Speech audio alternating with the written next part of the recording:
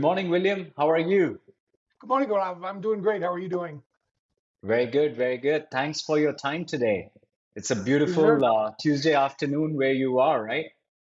yeah. Well, actually, it's a gray Tuesday morning. We'll see how the rest of the day goes. But I live in Colorado, so the weather can change dramatically in a very short period of time. Yeah, one of my favorite places, Colorado, right? So, William, welcome to the JOP podcast. This is the episode 6 we are recording with you. I'm your host, Gaurav Sabharwal. I'm the co-founder, CEO of a company called JOP, Joy of Performing. And we are here with the vision of, people are working so hard and achieving so little. How do we change that? So, how do we change the course of business and people performance management in an organization? So, with that, William, I want to just take a moment and introduce you as a guest. William Espey is a seasoned and multi award winning branding expert who has left an incredible mark on the marketing landscape.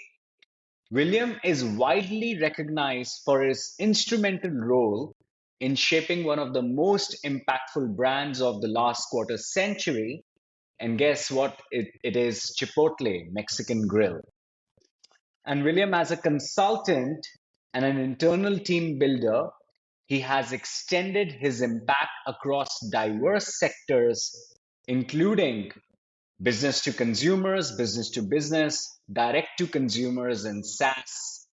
William consistently emphasizes the importance of building authentic brands firmly rooted in organizational core values, regardless of industry or audience. Wow, that's some introduction and a lot of weight behind what you have done, William. Congratulations and thank you for your time today. Well, thank you. No, I appreciate it, and I always enjoy um, the dialogues around these subjects, especially now that's as I've progressed in my career or my experience, I've come to understand what really matters in this area, and what you're doing is what it is. Sure, sure. Thank you. No, absolutely. And William, we've had this conversation before, right?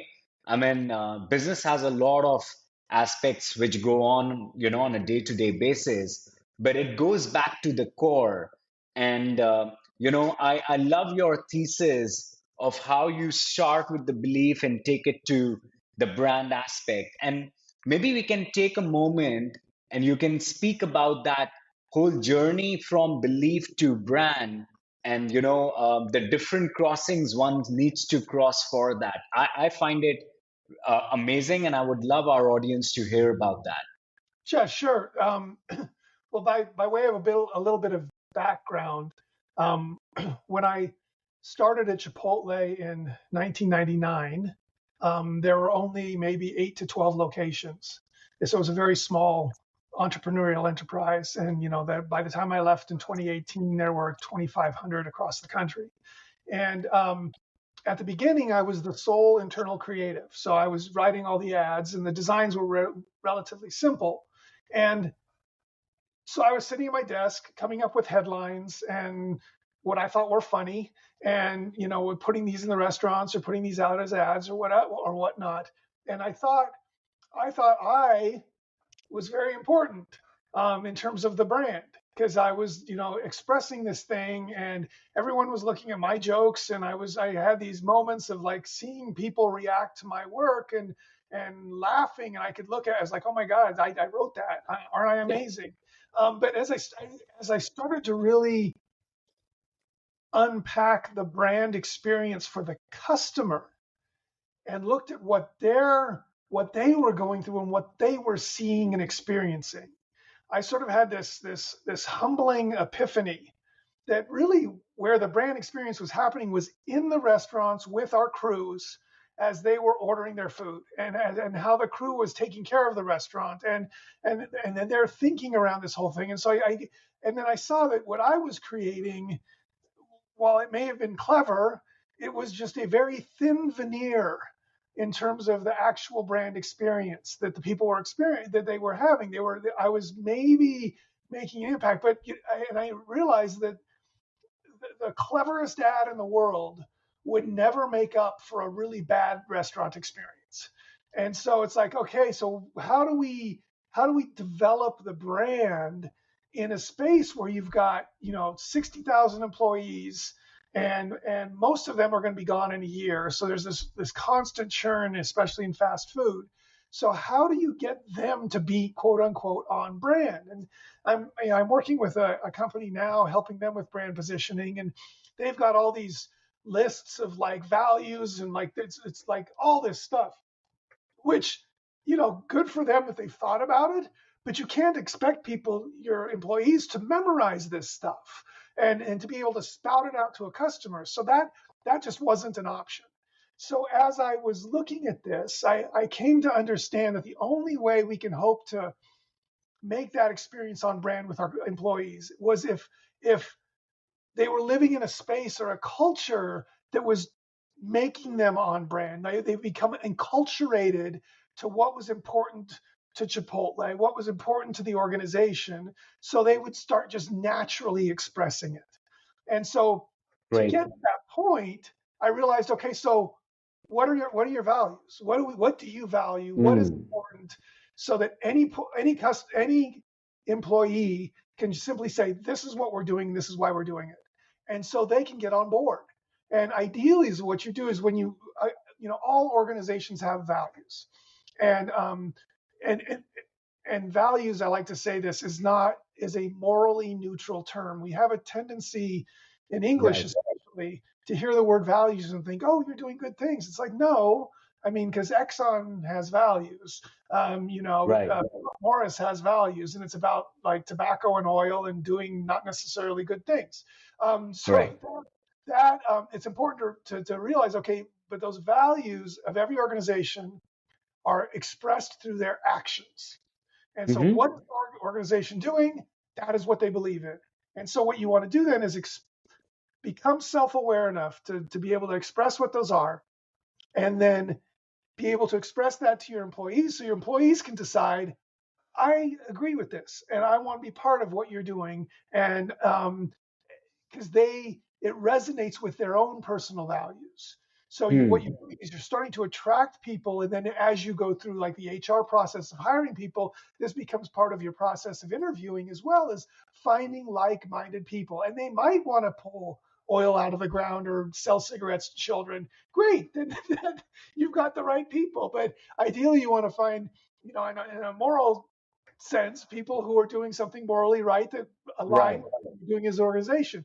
So what happens then? People come in, they share the same values, and as they start interacting with one another based on that same value set, a culture starts to develop, a Very natural interesting. culture where they're using the same words, the same language, because they have the same motivations and the same goals ultimately that come together, and that culture starts to thrive, and the language that they are using to describe what they're doing and why they're doing it naturally manifests as the brand. So the brand Hmm. is just that external expression of that internal culture that is surrounding those shared values. Values beget culture, culture begets brand. And I think Very that is the interesting. way to create what I call an authentic brand. So it's not about, a bunch of consultants sitting in a room coming up with an idea for a character for a brand, and he'll be like this and he'll be like that. It's like, no, let's understand who we are, why we're doing it.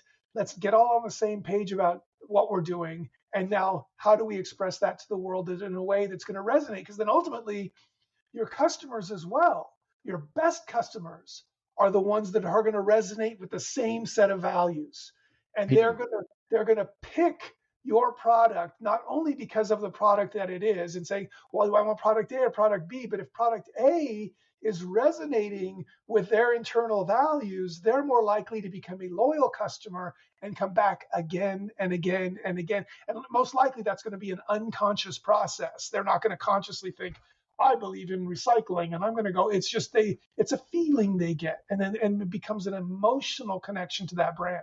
So there's the value of doing that. I use the word value again. There's the importance of doing that.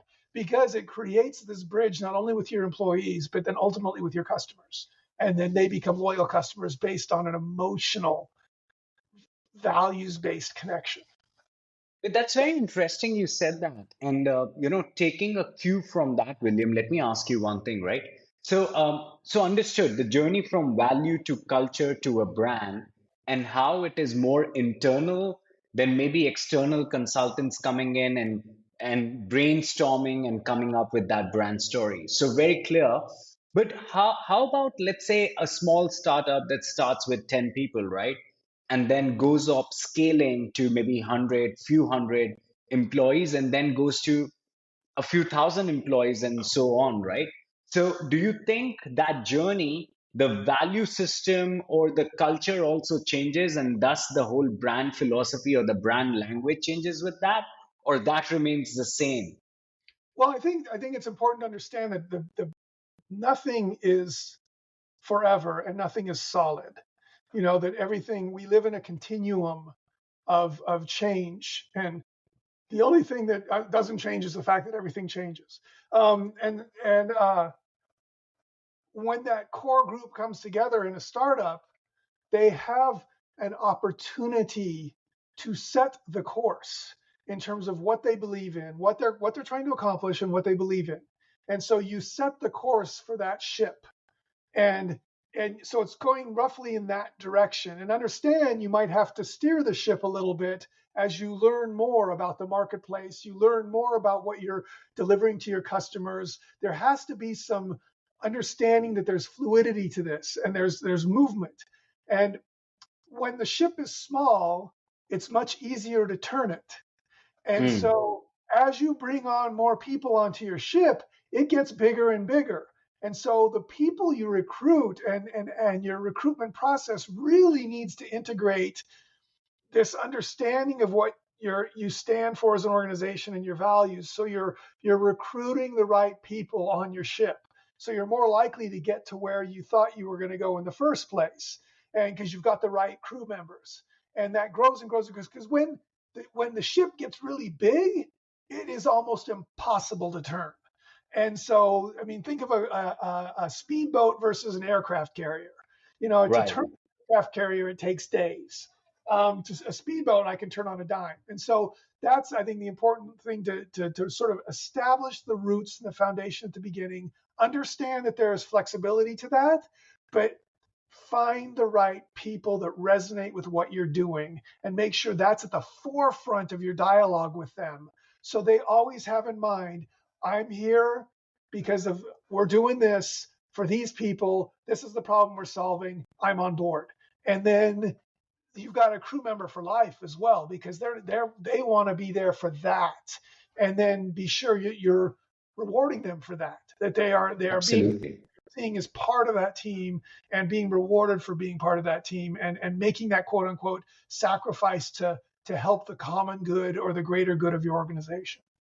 So great point. And so, can I say that then that as the organization gets bigger and more complex, for them to really keep their true brand philosophy on, the alignment factor becomes much more stronger, much more important as we go along. Can I say that? Oh yes, most definitely. And it needs Right. to be this sort of continuous, in my opinion, continuous, subtle dialogue. It can be overt, in terms of like, here are our goals and what we're trying to accomplish. Here are your goals and how they align with what we're trying to accomplish. And they need to be relevant to both parties. And that's important. But then also just the communications within the organization always need to sort of reinforce that overarching truth that you're pointed towards. And so that's the thing. It's just the subtleties of language and the word choice helps people they hear it and they continually are being enculturated into what you're trying to accomplish. But as you get bigger, it gets even far more important, because it's not just 10 people sitting around a conference room table in a rental office space discussing what it is. It's like this whole org, and there are people all over the place. And this is the thing that, one of the things that when you start looking at this, you understand that. And so I'm a branding professional. So I make ads or whatever. And so I'm really customer facing in terms of the things I create in what I do. But Hmm. in this philosophy of values, culture, brand, a junior associate in the accounting office is also helping to create what that ultimate manifestation of brand is, because they are participating in the totality of what we're creating. Lovely. Yeah, So yeah, yeah. Love it. it's all Love it. Yeah. interconnected. And so that person in accounting needs to feel motivated and excited that they are part of something that is bigger than themselves, and that they are appreciated for it, and they are actually having an impact by their very participation. The I mean, I hate to use that's a great example of this, and it's something that I love, is the jewel net of Indra. I don't know if you're familiar with the concept, but there's this net in the sky, within each crossing of the net is a diamond, and each one is connected to the other, and we're all completely interconnected. And you can take this metaphor metaphysically to the entire universe, but within an organization, the same thing holds, that we are this jewel net of Indra, this interconnectedness of individuals that come together to make the organization what it is. And each person is contributing ultimately to what that brand expression is by participating in that culture rooted in those values. Did I? No, that's great. So I'm going to share my own experience, William, and I'm just going to take a cue for what you've been talking about. So, been an entrepreneur a little over 20 years now, and did a few startups, successful, got an exit in one. What I realized at some point of time, that we all tend to hit a glass ceiling, no matter how efficient, effective the team is, and to break that glass ceiling, you need more than just the hard work. You need more than just kind of putting people in a momentum and motivating them to really steer ahead. And with that, we came up with a proprietary philosophy, actually, on which JOP is also built on, which is the cafe model, is as we say it. And cafe is nothing but, clarity. Like, we need to have that one direction where the organization is going, alignment to make sure that people get aligned with that direction, so they are not working in silos or rowing in different directions. It's impossible to get momentum with that. Really bring in the focus. Now, if you think about it, the world we live in today um, is not uh, is not a problem of too less. It's a problem of too many, right? So Mm. how do you cut through that noise, and you can have a spotlight versus a floodlight approach, and really focus on things that matter. And then at the end, it's the execution, right? And a lot of times, like as you were saying as well, a lot of times people just jump onto the execution, right? Okay, we're going to create a brand. Let's bring out the agencies. Let's give them, outsource that brand building possibility, and just go on from there. So I think this cafe model works extremely well, not just at one aspect of the business, but in its entirety as well, building up the organization, building up that culture of the organization. So I can so very well resonate with what you're saying. Yeah, and what you say is absolutely perfect. And dialing in, getting it focused, getting clarity as an organization, and then each individual understands what their role is in getting to that. And then, okay, now let's execute. I know where I'm going. It's like it's what's the analogy? Uh, Ready, aim, fire. You know, Right. ready, you aim first, then fire, versus fire, ready, aim. It's like shoot the board. I don't know where the hell it's going, but it's really, Right. yeah, you're going to get better results when you're taking that time to really understand where you're taking it. And I think, and I agree with you as well, that in order to succeed, in order to grow, it requires that level of organizational discipline and understanding, because the marketplace is just so incredibly competitive now. And again, and so there is so much out there. That's one of my when I speak, I do a lot of public speaking, and one of the topics I talk about is like understanding your audience. and how the audience used to be very easy to find. We used to have here in the States, when I was growing up, there were like 5 television stations on in every city, and 3 were network, and one was local, and 1 was public. And you knew where everyone was every night. Boom, right there. But now everyone is everywhere at once, and it's Right. like, how the hell do you find people? It's like, okay, well, you need to start thinking with precision about what you're doing, why you're doing it, and so also within that vast mass of people out in the internet and in the world, where your right audience is, and Mm, understand who they are, to be able to connect with them meaningfully. Because trying to, as we say, boil the ocean is impossible. You're it's going to waste. impossible. Yeah, and Mm, your business is going to fail because you're trying to be everything for everyone, and then you end up being nothing for no one. So really, I think that what your cafe model is really, really smart, and it's essential for people to be able to, for organizations to be able to move forward and be successful, is to think with that kind of clarity in what they're doing. great. We are a big proponent of this framework called Objective Key Results, OKRs, Yeah. and we use that extremely comprehensively when we are bringing that clarity and building up that alignment and all the other things that I spoke about. Now, I and you have spoken before, and I know how much you like this framework and you've worked with it. I would just like you to gain your experience that in your career, in your experience of being the brand or the marketing manager and so on and so forth, how much OKRs has played a role and where do you think its importance is in today's ecosystem and environment in the business? Well, I think OKRs, I've interacted with them directly and sort of indirectly, and like not consciously, but that's exactly what we were doing.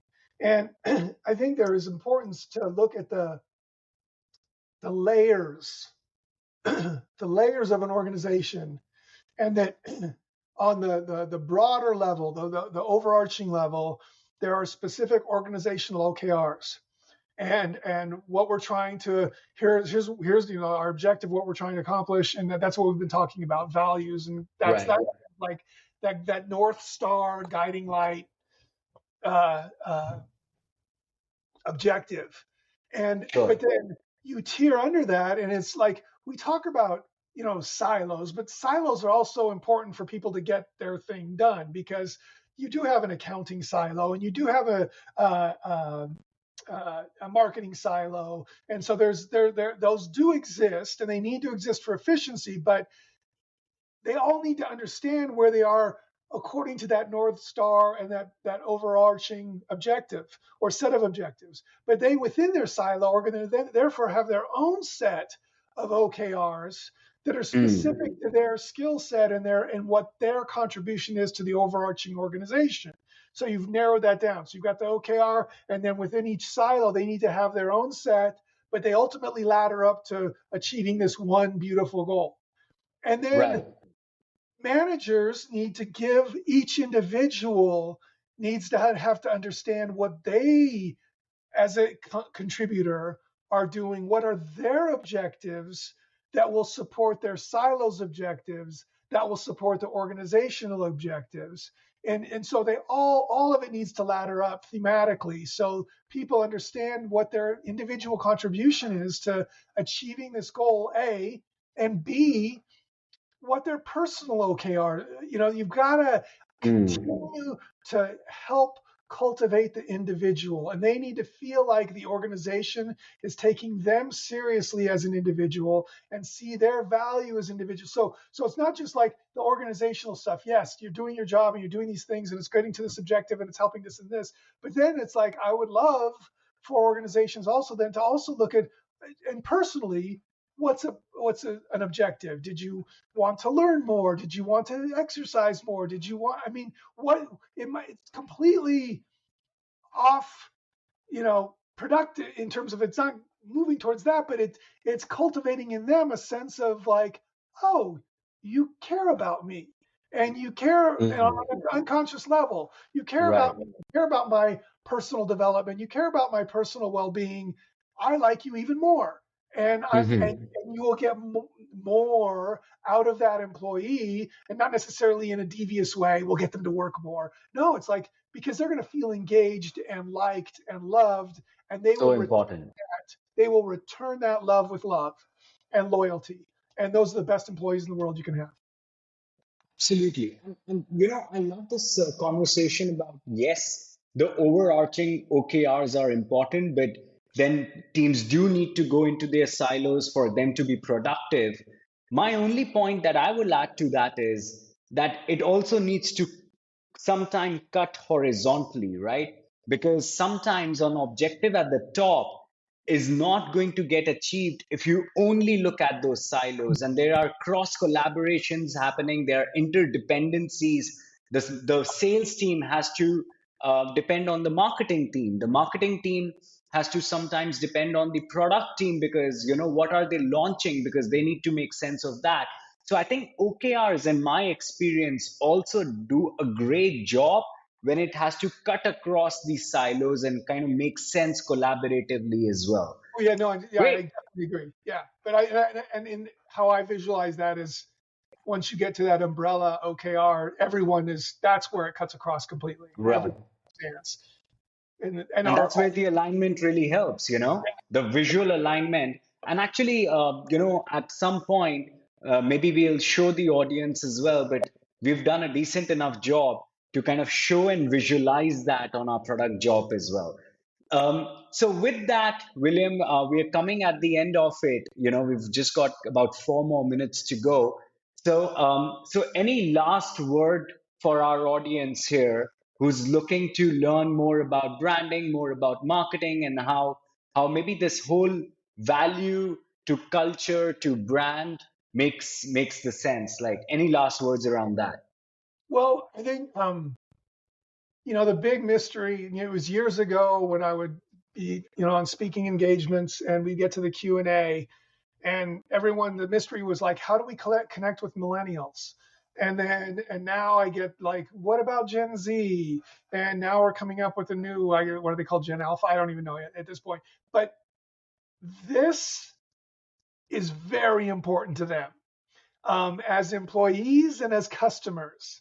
This is something that really resonates with them because they are confronting a very difficult situation in terms of the planet and where it's going, in terms of environment and economics and politics, and they're really dialed in on, well, what does this really mean, and why is Mm, it important to me, and mm, understandably. So, in order to engage with the future generations of employees and customers, this is critical to understand where you stand as an organization, to be able to connect with those audiences in an appropriate way that they feel engaged. Otherwise, they're not they can see through anything. It's just remarkable. They can call BS on absolutely anything because they immediately understand. Yeah, you're lying. And so that's what I think is that this building an authentic organization and an authentic brand is absolutely essential to be able to grow into the future, to connect with these new generations. So I think that's something that all organizations need to be contemplating. And that is so insightful, William, that you said that, and thanks for bringing this up. Just because sometimes we can generalize so quickly, right? Whatever is happening maybe 30 years, 20 years, a decade back, we can think about marketing, branding the same way. But we also need to keep that in mind and go back to that point, right? That rather than internally, we need to think about external factors and how the world is changing around us and how the brand needs to evolve around that. So, Exactly. so beautiful, beautiful. Thank you. Thanks for bringing that up. Now, William, if our audience wants to reach out to you and if they have more questions, how can they do it? What is the best way to reach out to you? I guess through LinkedIn, I'm pretty easy to find. And you can even Google me. There's some videos of me yammering on and speaking, but probably LinkedIn is the easiest way to find me. We're all on there in one way or the other. The business social network. So Right. yeah, No, that's that's great, and thank you, for opening doors for that. And friends, name is William Espey. with Espey. Just want to be Yes. sure about that. So thank you, William. Thanks for your time today. This is a great conversation. I am sure we'll take this conversation forward, and you've given a lot for the audience to think about, take home, and reflect upon. So thank you so much for your Well, time. thank you. I appreciate the time and I appreciate the interest. It's always great to talk about these things. Good. Bye for now. Take care.